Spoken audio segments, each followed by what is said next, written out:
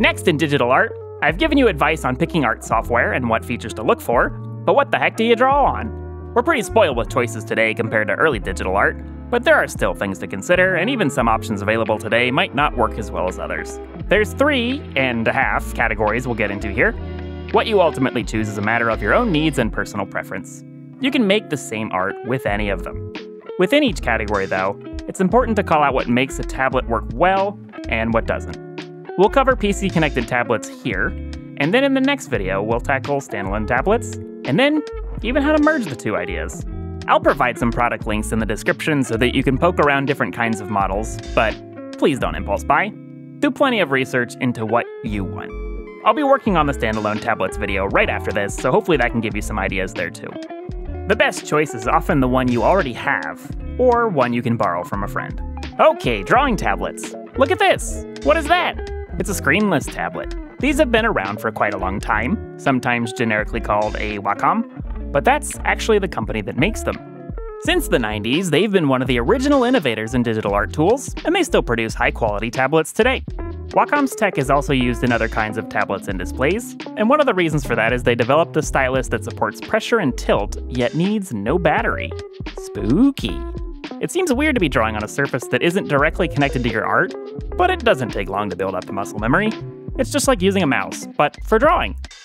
On that note, I know a few of you might have the question of whether you could use a mouse for art. You can, but I'll be honest, you're not going to get a lot of practice with that. So much of art, digital or not, is getting those arm motions down and controlling your pen, and it's hard to approximate that with a mouse.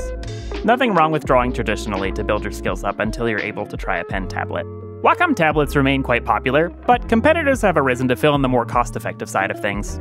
XP Pen and Huion are two brands that have developed more affordable versions. I've not had the chance to try those two myself, but they've been around long enough with good reviews that I have no reason to avoid them.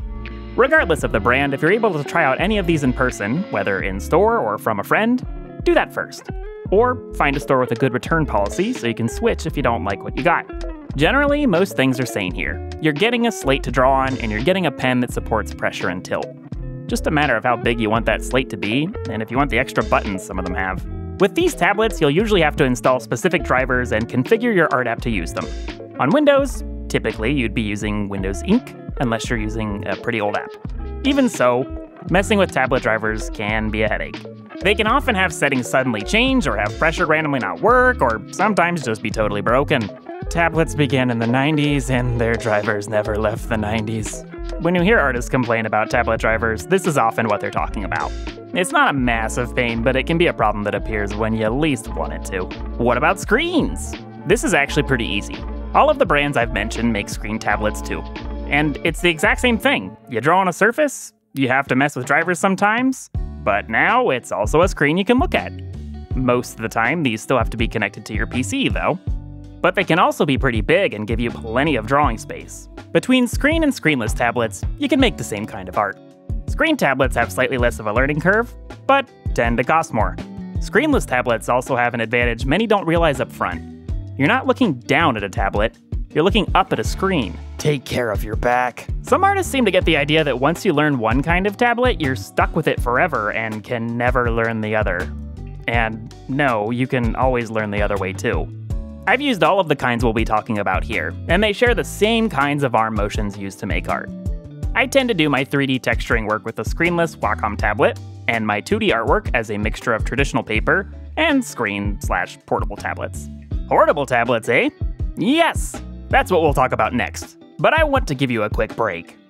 I know we didn't talk about directly using art programs just yet, but hopefully you've had a chance to play around with some a little bit. I want you to open up an art app, see the past video for recommendations, and today just play around with brushes and colors. See if you can find some with fun textures. How can you change the brush size and color? If you do already have a digital tablet, can you find brushes that change based on how you tilt your pen? It's okay to try this out with a mouse here for now if you're not quite at that stage. Anyway, I'll get to work on that next video, and soon after we can get into these art apps and start drawing. See you soon! Nothing wrong with drawing traditionally. You can make out. Don't make out with the art app. They've been one of the original innovators in digital art tools. And I ran out of breath. Wacom? Which one is it? Wacom. It's Wacom.